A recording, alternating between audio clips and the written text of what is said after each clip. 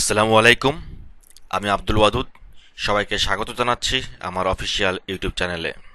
আজকের ভিডিওতে আমরা শিখব কিভাবে এক্সেল থেকে পাওয়ার পয়েন্ট প্রেজেন্টেশনে ডেটা কানেক্ট করতে হয় এবং পরবর্তীতে এক্সেল ফাইলে যদি কোনো ডেটা আপডেট বা চেঞ্জ করা হয় তাহলে সেটা যেন সেই পাওয়ার পয়েন্ট প্রেজেন্টেশনে অটোমেটিক আপডেট হয়। তো আমরা আজকে এটি শিখব। এজন্য আমি এখানে তিনটি ফাইল তৈরি করেছি। একটি হচ্ছে পাওয়ার পয়েন্টের স্টক রিপোর্ট, আরেকটি হচ্ছে বুক ওয়ান এক্সেলের, আরেকটি হচ্ছে এক্সেলের বুক টু। এই তিনটি ফাইল আমি তৈরি করেছি। তো প্রথমে আমরা এই বুক ওয়ান নামে যে এক্সেলের ফাইলটি আছে সেটি আমরা ওপেন করি। তো দেখুন এখানে এই বুক ওয়ান যে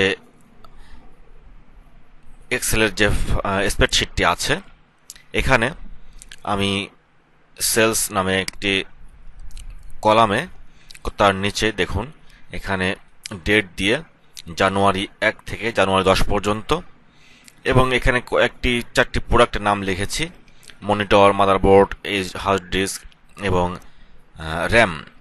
তো এখানে কোন দিনে কয়টা সেল হচ্ছে তার একটা অ্যামাউন্ট আমি ধরুন এখানে লিখেছি, এবং এখানে যোগফল দিয়ে তার নিচে কতগুলো ইম্পোর্ট করা হয়েছিল এবং বর্তমানে সেল হওয়ার পর কতগুলো এখানে আমাদের ইন স্টকে আছে, এরকম একটি রিপোর্ট আমি করেছি। যে জানুয়ারি, এখানে দেখুন আপনারা যে January, February, March, April, May, June, July, August, September, October, November এবং ডিসেম্বর, এরকম 12 মাসের আমি একটি ট্যাব নিয়ে আমি একটি এক্সেল ফাইল তৈরি করেছি, যেখানে প্রায় সবগুলোতেই আপনার সেপ্টেম্বর পর্যন্ত ডেটা দেওয়া আছে, এবং এরপরে অক্টোবর, নভেম্বর, ডিসেম্বরের কোনো ডেটা আমি এখনও দিইনি।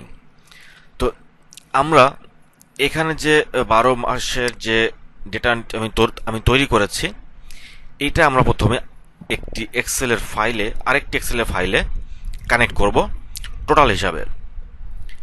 তো আমরা এখন এই যে 12 মাসের ডেটাগুলো যে সংগ্রহ করে আমরা সেখানে কানেক্ট করছি বা লিঙ্ক করছি ডেটা হিসাবে, সেটি আমরা ওপেন করি। এই বুক টু নাম্বার যে এক্সেল ফাইলটি আছে সেটি ওপেন করলে আমরা দেখব, দেখুন এখানে ইন স্টক প্রোডাক্ট, এখানে দেওয়া আছে month name January, February, March, April, May, June, July, August, September, October, November এবং ডিসেম্বর। এখানে মনিটর, মাদারবোর্ড, এইচডিডি, র্যাম এরকম করে দেওয়া আছে। এখন এখানে কিন্তু আমি কোনো অ্যামাউন্ট এখানে হাতে লিখিনি। এখানে আপনি দেখুন যে ক্লিক করলে এই যে এখানে এখানে ফর্মুলা শো করছে যে আমি এটি বুক ওয়ান থেকে মূলত আমি কিন্তু এটি বুক ওয়ানের যে জানুয়ারি মাসের যে রিপোর্ট সেটি আমি এখানে এনেছি। আপনারা দেখুন যে আমি যদি এখন বুক ওয়ানে চলে যাই, দেখুন বুক ওয়ানে এই যে রিপোর্টটি আছে ইন স্টক রিপোর্ট, এখানে আছে ধরুন 93, 237, 253 এবং 347। এই যে ইন স্টক অ্যামাউন্ট এটি কিন্তু এই বুক টুতে এখানে দেখুন শো করছে। তো এখানে আমি জুন পর্যন্ত ডেটাগুলো এনেছি। তো আমরা এখন জুলাই মাসের ডেটাগুলো কানেক্ট করি।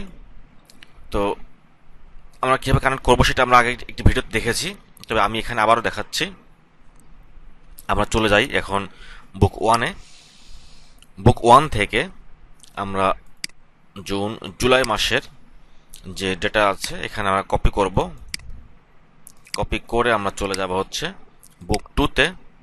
জুলাই মাসে এখানে এসে আমরা এই যে দেখুন যে পেস্ট লিঙ্ক, যে এখানে যে রাইট ক্লিক করার পর যে মেনুটি শো করছে এখানে, এখানে পেস্ট লিঙ্কে ক্লিক করলেই মূলত এখানে ডেটাগুলো পেস্ট হয়ে যাবে লিঙ্ক সহকারে।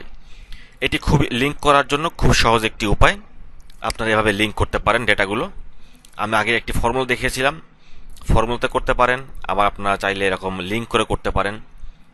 তো আমরা আসুন আগস্টেরটি আমরা এবার কালেক্ট করি এখান থেকে, কপি করে, এবং এখানে বুক 2-তে এসে আমরা এখানে এটি পেস্ট করি, পেস্ট লিঙ্ক। ওকে, এখন আমরা এটিকে একটু সেভ করব। বুক ওয়ান যে ফাইলটি আমরা যেহেতু ডেটা আপডেট করেছি, আমরা একটু এই ফাইলটি এখন আমরা সেভ করি। একটু Ctrl+S দিলাম, সেভ হয়ে গেল।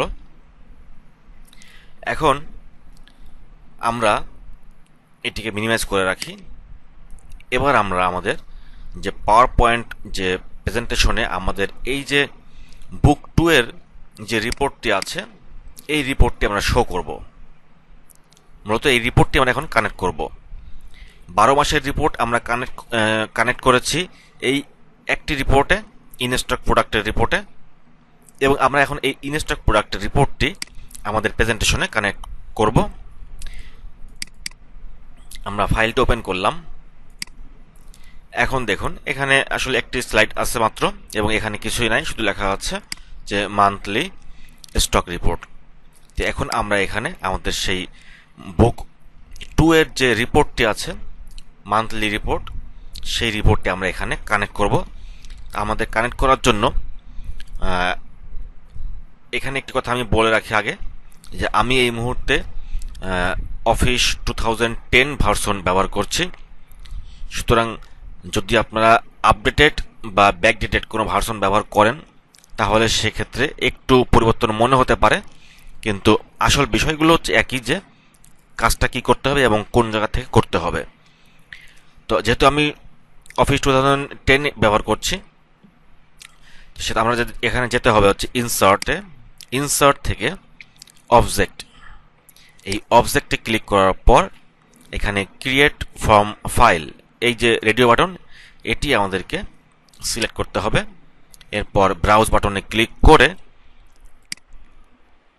আমরা চলে যাব আমাদের যে ডেস্কটপে ফাইলটি রাখা আছে, বুক 2 নামের যে রিপোর্টটি আছে, এই রিপোর্টটি আমরা এখন এখানে সিলেক্ট করে ওকে বাটনে ক্লিক করলাম। এবং এরপর আমাদেরকে এখানে এই যে একটি চেকবক্স দেওয়া আছে লিঙ্ক, এই বাটনে আমাদেরকে ক্লিক করতে হবে। এটিতে ক্লিক না করলে কিন্তু এই ফাইলটি আপডেট হবে না, অটোমেটিক আপডেট হবে না, এটি আপনারা খেয়াল রাখবেন। তো আমরা এখন এই চেকবক্সটিতে ক্লিক করে ওকে বাটনে ক্লিক করব। এখন দেখুন এখানে আমাদের যে রিপোর্টটি শো করছে। তো এখানে রিপোর্টের কিছু অংশ হয়তোবা নিচের দিকে রয়ে গেছে, আমরা একটু এটিকে বড় করে ফেললে আমরা হয়তোবা পাবো। যাই হোক, এখন যেহেতু আমরা লিঙ্ক করেছি, এ পর্যায়ে আমরা এটিকে সেভ করব। আমরা সেভ বাটনে ক্লিক করলাম। সেভ বাটনে ক্লিক করে এবার আমরা এটিকে ক্লোজ করি। আমাদের এই যে পাওয়ার পয়েন্টের যে স্লাইড, এটি ক্লোজ করার পর এখন আমরা যদি এখানে আমাদের যে সবগুলো ফাইল ছিল সবগুলো আমরা ক্লোজ করি, এটা ক্লোজ করি বুক 2। এরপর আমরা আমাদের যে স্টক রিপোর্ট নামে যে প্রেজেন্টেশনটি আছে, এটি আমরা যদি ওপেন করতে হয়, ওপেন করি। আমরা এখন ওপেন করলে একটি মেসেজ শো করবে এখানে যে আপডেট লিঙ্ক। তখন এই আপডেট লিঙ্ক বাটনে ক্লিক করলে আমাদের যে ডেটাগুলো সেগুলো আপডেট থাকবে সবসময়। এটি আপনাদের আসবে না। আমার যেহেতু একটি ক্যামটাসিয়া একটি সফটওয়্যার ব্যবহার করছি আমি অন্য কাজের জন্য, সেটি এখানে শো করে, সমস্যা নেই। ওটি দেখুন আমি এই রিপোর্টটি ওপেন করার পর এখানে কিন্তু আমার যে বাকি অংশটুকু ছিল সেটি কিন্তু এখানে শো করছে, নিচের যে ফুল রেঞ্জ এটি শো করছে। তো আমি এখন এখানে একটু সেভ করি এটা ফাইলটি আবারও। এখন সেভ করার পর আমি যদি ক্লোজ করি, এখন দেখুন ক্লোজ করার আগে একটি কথা বলেন যে জানুয়ারির যে রিপোর্টটি আপনারা দেখছেন, দেখুন মনিটর 93, মাদারবোর্ড 237, এইচডিডি 253 এবং র্যাম 347। আর এখানে দেখুন সেপ্টেম্বরের এখানে কিন্তু কোনো ডেটা নাই, মাত্র একটিতে ডেটা আছে, বাকি ফিল্ডগুলোতে কোনো ডেটা নেই। তো আমরা যদি এখন আমাদের রিপোর্টটিকে একটু চেঞ্জ করি, তাহলে আপনারা বুঝতে পারবেন যে কতটুকু আমাদের আপডেট হচ্ছে। ধরুন আমরা এখন বুক 1 থেকে মান্থলি ডেটাটা আমরা চেঞ্জ করব। যে আমাদের ধরুন এই যে সেপ্টেম্বরের 8 তারিখে দেখা যাচ্ছে যে আমাদের মনিটর এবং মাদারবোর্ড এই দুইটা প্রোডাক্টের ইনফরমেশন দেওয়া আছে, এগুলোর ইনফরমেশন দেওয়া নাই। হয়তো আমরা একটু অ্যাড করি, ধরুন 10, এখানে দিলাম হচ্ছে 15। আর ধরুন আমরা জানুয়ারিতে এসে এখানে আমরা অ্যাড করি হচ্ছে ধরুন 27। তাহলে 27, সরি, আমরা একটু কম করি, 17 করি, 17 না,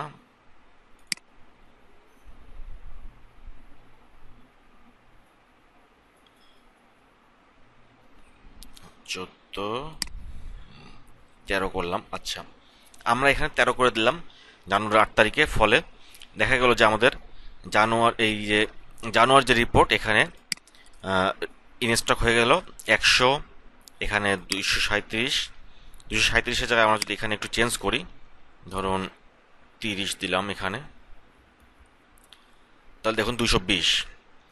তো আমরা এখন দেখি যে আমাদের এটা সেভ করার পর আমাদেরকে সেভ করতে হবে, যা আমরা আপডেট করব সেটিকে অবশ্যই আমাদের আগে সেভ করতে হবে। আমরা সেভ করলাম। সেভ করার পর আমরা যদি এই ফাইলটি ক্লোজ করি, ক্লোজ করার পর যদি আমরা এখন আমাদের এই যে রিপোর্টটি ওপেন করি, তাহলে দেখব যে আমাদের ডাটা কিন্তু আপডেট হয়নি। দেখুন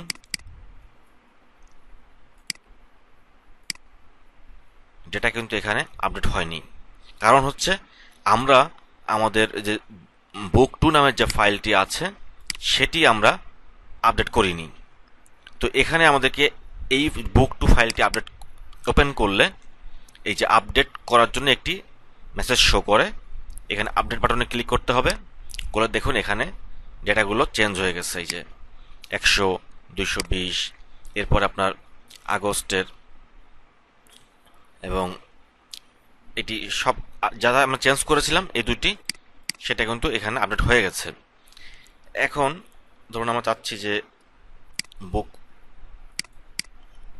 1-এর সেপ্টেম্বরের যে ডেটা আছে এখানে, এটি আমরা কপি করে নিয়ে যাব আমাদের বুক 2-তে। এখানে এসে আমরা পেস্ট লিঙ্ক করলাম, আপডেট এবার আমাদেরকে সেভ করতে হবে।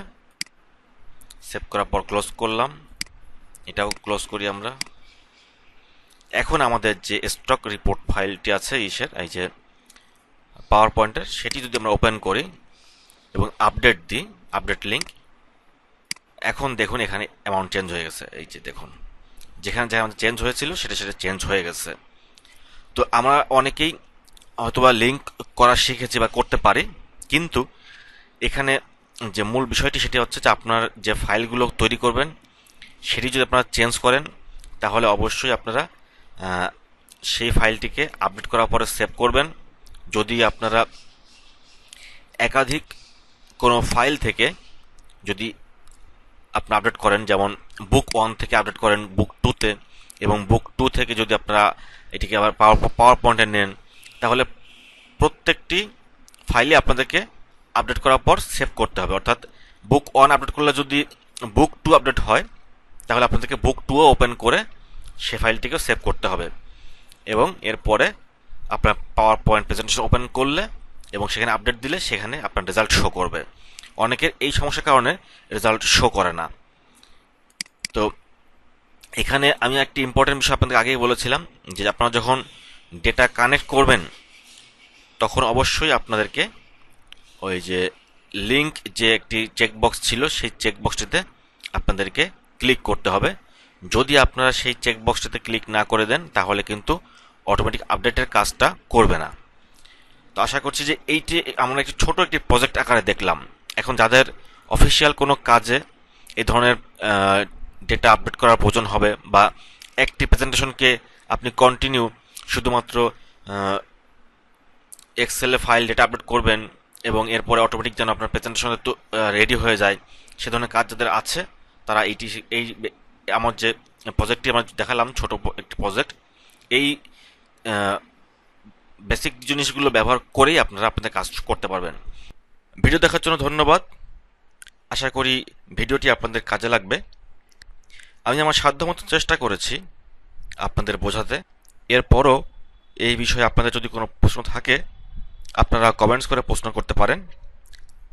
ভালো লাগলে লাইক করতে পারেন এবং অপরকে শিখতে সহায়তা করতে শেয়ার করতে পারেন। ধন্যবাদ সবাইকে। আজকের মতো এখানে শেষ করছি। ভালো থাকবেন সবাই। আল্লাহ হাফেজ।